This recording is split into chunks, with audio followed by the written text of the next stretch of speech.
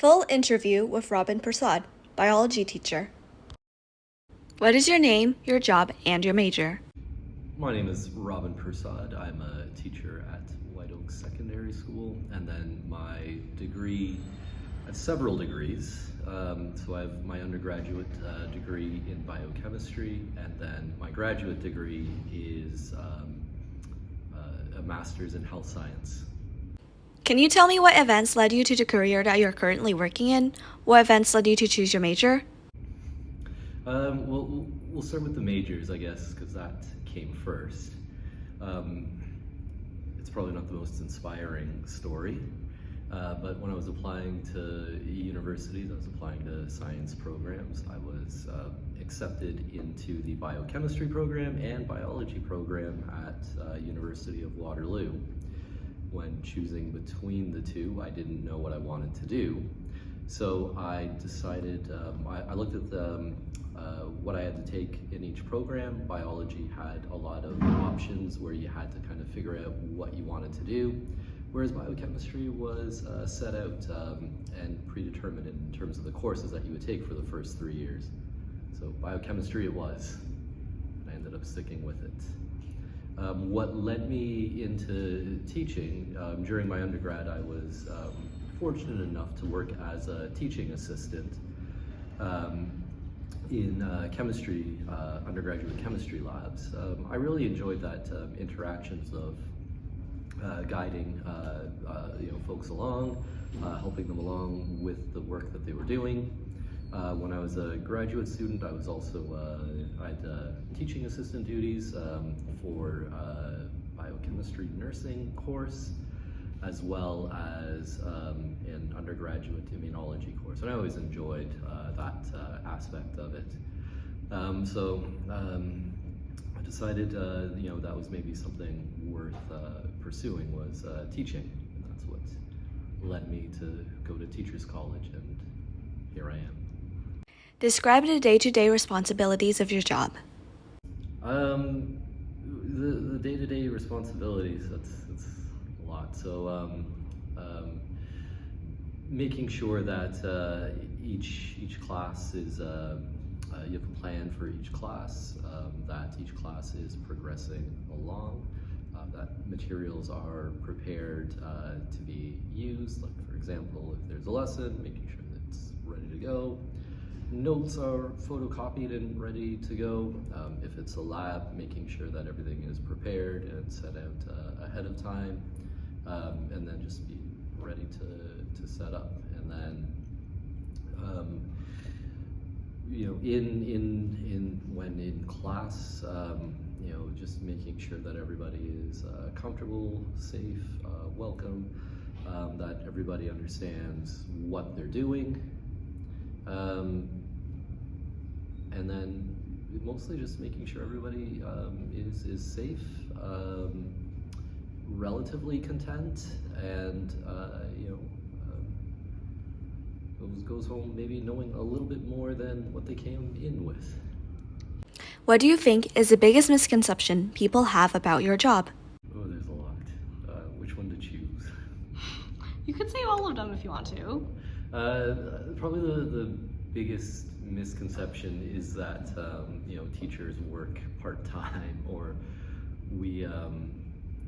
what we do is only part-time work, because classes only run from 8 o'clock until 2:40. So and teachers only teach high school teachers only teach 3 classes during the day. So, if you add up all of those hours that you're actively in front of a class, like, it is about equivalent to a part-time job. But there's a lot that goes on behind the scenes that people don't see unless you're in the profession.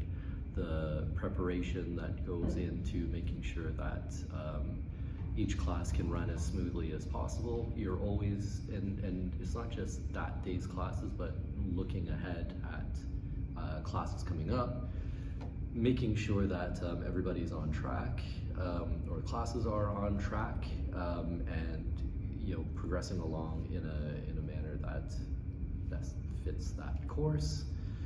There's all the marking as well that goes along with it, and just a lot of communication as well with colleagues, with parents.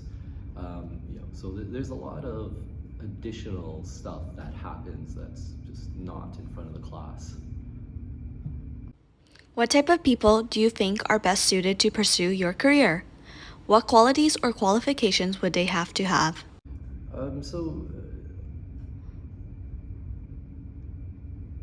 Obviously for qualifications, if you're going to be a teacher, you do need a university degree, that's a 4-year undergraduate degree.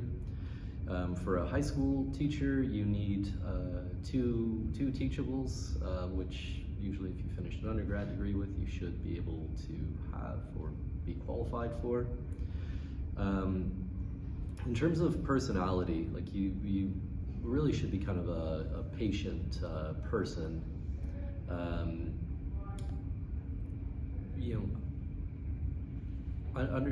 Understand the type of students you're working with.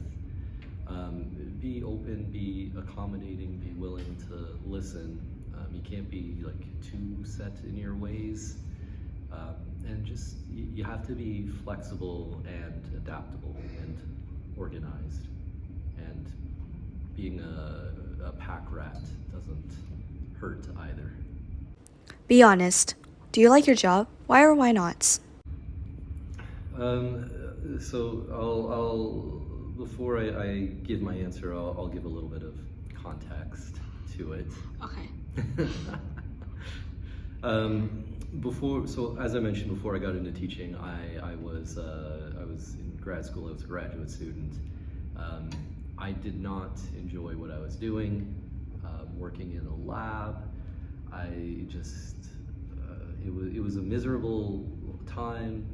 I needed a change of scenery, change of environment, change of what I was doing. Going into teaching was, at the time, it was a big gamble because it was something that I didn't know if I could do, if I'd be good at it, if I could get a job, if I could keep a job. All those doubts and anxieties that you might have.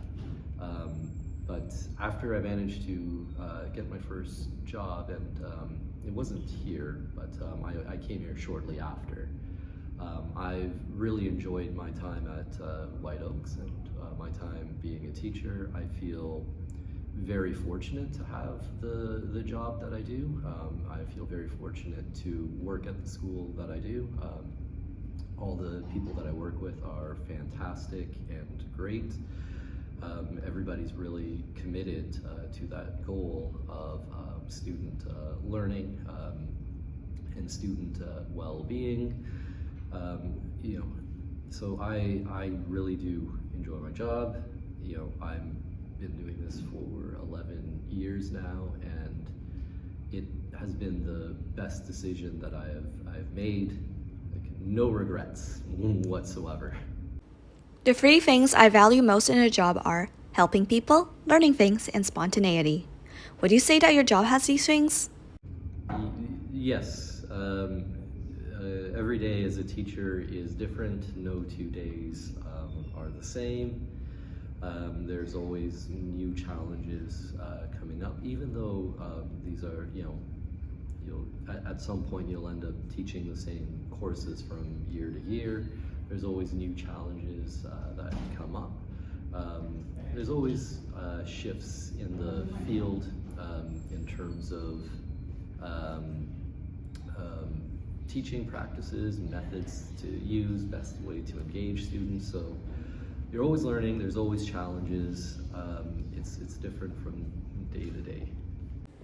In general, what are your biggest concerns about the job market in the future? I have many concerns.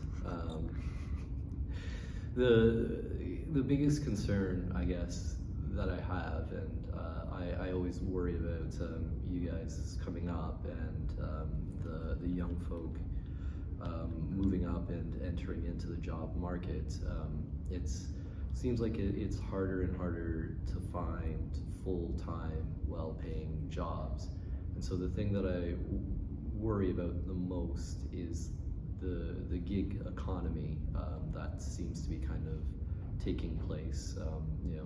People that are Uber drivers, Lyft drivers, DoorDash people, the Uber Eats, just these contract workers that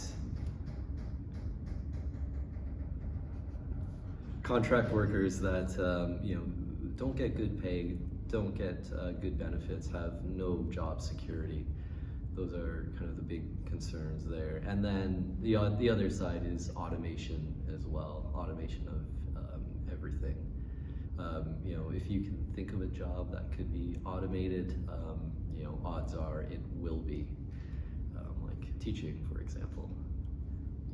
Seems like it would be a hard thing to automate, but as artificial intelligence gets smarter and better at learning, basically machine learning, it is possible that computers one day can teach classes, provide feedback as well.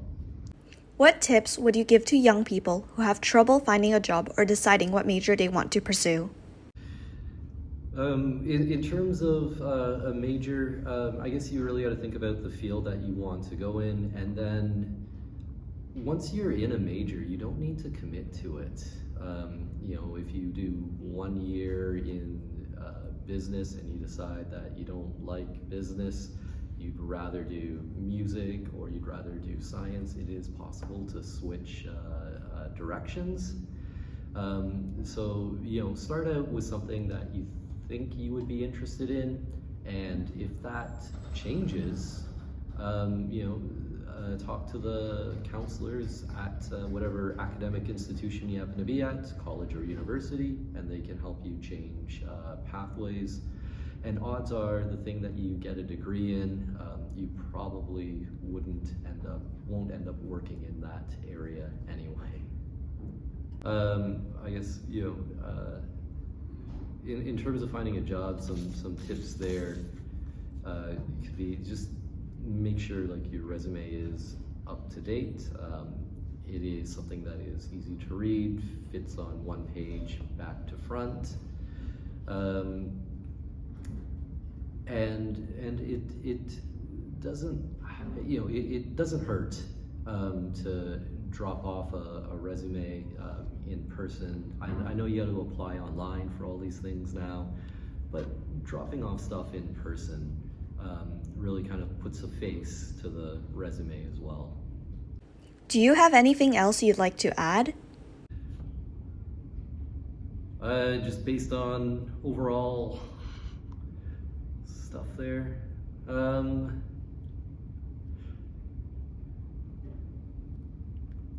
I guess when you're thinking about a career path or a job path, it doesn't need to be linear.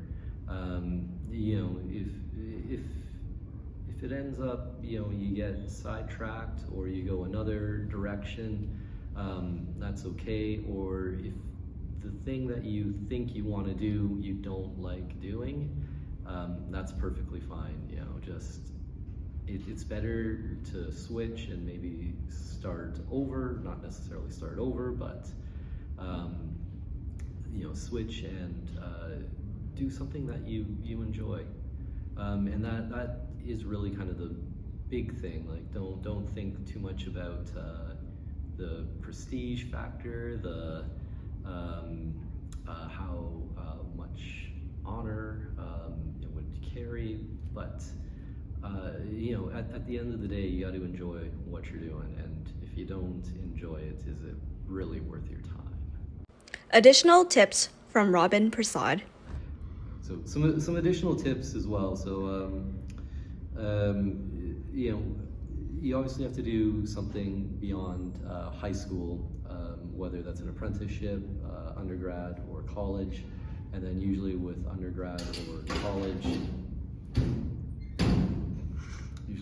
undergrad or college.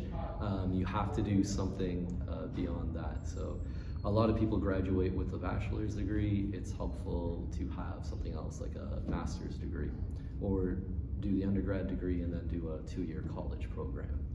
That's probably like the best advice I can give for putting yourself in a good position to get a job that you might like.